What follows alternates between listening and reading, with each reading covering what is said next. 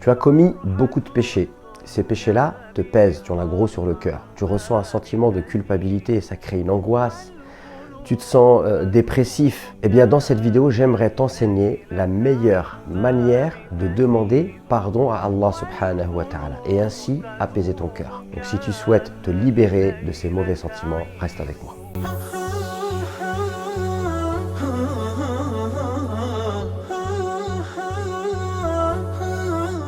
Alors, le prophète, alayhi salatu wassalam, dans son extrême bonté et dans sa miséricorde exceptionnelle, il nous a enseigné une dua, une invocation. Cette dua s'appelle Sayyidul Istighfar, la meilleure manière de demander pardon à Allah subhanahu wa ta'ala. Et le prophète nous dit, alayhi salatu wassalam, que une personne qui dira cette invocation le matin, c'est-à-dire après avoir accompli la prière du Fajr et avant le Shuruq, le moment où le disque solaire sort de l'horizon, eh bien s'il meurt dans la journée, avant la prière du Maghrib, il entre au paradis. Et une personne qui dira cette invocation l'après-midi, après la prière du Asr et avant le Maghrib, et qui meurt dans la nuit, eh bien il entre au paradis. Tu vois bien que cette invocation, elle est grandiose et exceptionnelle. Néanmoins, j'aimerais absolument que tu puisses comprendre que il ne suffit pas uniquement de répéter ces paroles. Ces paroles-là, elles doivent faire sens au fond de toi. Donc la première chose, si tu veux bénéficier de cette invocation qu'on va expliquer dans cette vidéo et que je vais vous réciter, eh bien, sache que tu dois absolument la dire régulièrement. Une fois que tu dis cette invocation, tu dois comprendre intellectuellement ce que ça veut dire et tu dois essayer de ressentir dans ton cœur un certain nombre de choses. Et si tu ressens ce que comporte cette invocation, alors là, pleinement, tu pourras bénéficier de tous les avantages de cette invocation. Donc, rappelle-toi, tu dois la dire, tu dois conscientiser et intellectualiser ce que tu dis, c'est-à-dire comprendre les mots. Et la troisième des choses, tu dois ressentir avec ton âme. Alors, la première chose, cette dua, c'est la suivante. Elle est très connue. Allahumma anta rabbi, la ilaha illa ant, khalaqtani wa ana abduk.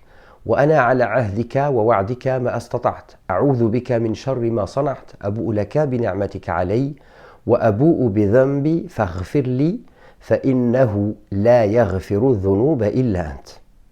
Donc dans cette dua-là, en fait, Allah subhanahu wa ta'ala, il a enseigné au prophète cette dua et le prophète, en nous enseignant cette dua, eh bien, il veut absolument orienter notre cœur. Il sème des graines dans notre cœur pour qu'on puisse ressentir quelque chose. Parce que si tu veux te libérer de tes péchés, il faut que réellement dans ton cœur, eh bien, tu détaches de ton cœur ces péchés-là. Et pour pouvoir le faire, la première des choses, c'est que dans ton cœur, tu dois te rappeler que tu as un maître. Et ton maître, et mon maître d'ailleurs, c'est Allah subhanahu wa ta'ala. Et que donc, quand tu as un maître, tu ne peux pas faire ce que tu veux. Et avant de faire quoi que ce soit, tu dois lui demander la permission. Et c'est-à-dire que avant de faire quelque chose, tu dois te poser la question de savoir est-ce que ça va me rapprocher d'Allah ou est-ce que ça va m'éloigner de Dieu? Est-ce que ça va m'attirer sur moi la colère d'Allah ou son amour? En d'autres termes, est-ce que c'est halal ou est-ce que c'est haram? Et lorsque tu as ce sentiment que tu as un maître, c'est par là qu'il faut commencer, si tu veux, pour pouvoir réellement te débarrasser de tes péchés. Tu ne fais pas ce que tu veux, tu es un maître. Et regardez la première partie de la sourate. Allahumma anta rabbi, la ilaha illa ant, khalaqtani, wa ana abduk, wa ana ala ahdika, wa wa'dika ma astata'at. Ô Allah, tu es mon Seigneur. Allahumma anta rabbi, la ilaha illa ant. Ô Allah, tu es mon Seigneur. Nulle divinité méritant l'adoration à part toi. Tu m'as créé et je suis soumis à ton engagement et à ta promesse autant que je le peux. Donc ça, c'est la première chose dans cette dua. Revivifier dans son cœur le sentiment que nous appartenons à Allah et je ne m'appartiens pas à moi, mais j'ai un maître et je suis son serviteur. Ensuite, dans cette dua-là, il y a une deuxième chose. Qu'est-ce que tu vois que tu dois ressentir dans ton cœur? C'est le fait que tu es un être faible et que tu peux faire des péchés. A'udhu bika min sharri ma sana'at. Oh Allah, je reconnais le mal de mon âme. Wa abu'u bi dhanbi, et je reconnais mes péchés. Donc, tu ne peux te débarrasser d'un péché que lorsque tu reconnais vraiment que c'est un péché et que c'est un mal. Auquel cas, il n'est pas possible de pouvoir s'en sortir. Et tu vas ajouter à cela une troisième chose qui est Abu'u laka bi ni'matika alayhi. Et je reconnais tous les bienfaits que tu m'as accordés. Et regarde, là, on vient de semer 3 graines dans ton cœur. La première graine, tu te rappelles que tu es un serviteur, tu ne fais pas ce que tu veux et tu lui es soumis et tu as un engagement vis-à-vis de lui. La deuxième chose, tu te rappelles que tu es un être faible et que tu peux faire des péchés et que tu as fait des péchés. Et tu vas associer à ça la reconnaissance de tous les bienfaits que Allah t'a accordés. Et une fois que tu as ça, alors tu peux réaliser l'unicité de Dieu et tu vas dire à Allah, faghfirli fa innahu la yaghfiru dhunuba illa ant. Oh Allah, pardonne-moi, car personne ne pardonne les péchés si ce n'est toi.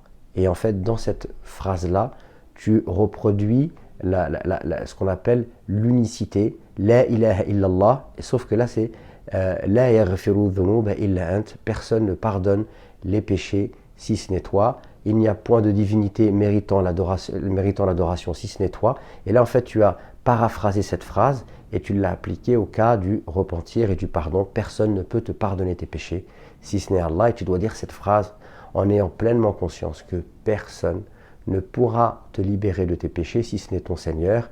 Et avec un cœur comme ça, rempli de crainte, rempli d'amour pour Allah, rempli d'espoir pour Allah, et rempli aussi de conscience de la présence divine et de son pouvoir, et aussi surtout de sa miséricorde, tu vas dire cette phrase-là, et instantanément tu vas ressentir dans ton cœur cette libération. Donc ne néglige pas cette dua, barakallahu fik.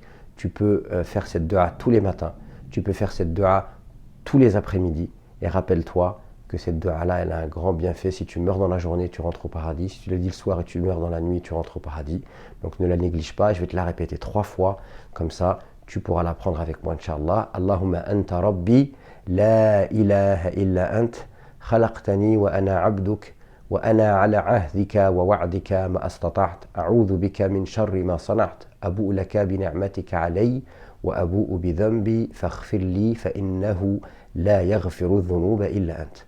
اللهم أنت ربي لا إله إلا أنت خلقتني وأنا عبدك وأنا على عهدك ووعدك ما استطعت أعوذ بك من شر ما صنعت أبوء لك بنعمتك علي وأبوء بذنبي فاغفر لي فإنه لا يغفر الذنوب إلا أنت. اللهم أنت ربي لا إله إلا أنت خلقتني وأنا عبدك وأنا على عهدك ووعدك ما استطعت أعوذ بك من شر ما صنعت أبوء لك بنعمتك علي وأبوء بذنبي فاغفر لي فإنه لا يغفر الذنوب إلا أنت. Alors si cette vidéo vous a plu, surtout n'hésitez pas à vous abonner et également à la partager. Et dites-moi en commentaire, vous aussi, s'il y a une dua qui a changé votre vie, à laquelle vous vous êtes accroché, que vous avez apprise. Partagez-la avec moi et en commentaire. Et puis surtout, n'oubliez pas d'apprendre cette invocation pour ceux qui ne la connaissent pas. Et au plaisir de vous retrouver pour une autre vidéo.